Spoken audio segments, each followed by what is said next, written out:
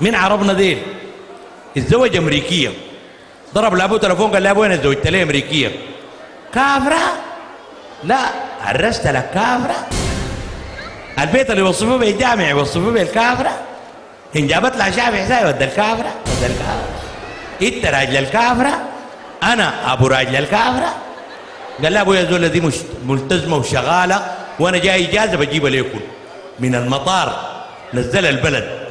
قال له انا امشي الخرطوم 7 يوم اجيب الحفش واجي راجع. الامريكيه ده عجبك، عارفه عمك عنده راي في العريس، ثاني يوم جينز وتيشيرت بس قصاد عمك ده.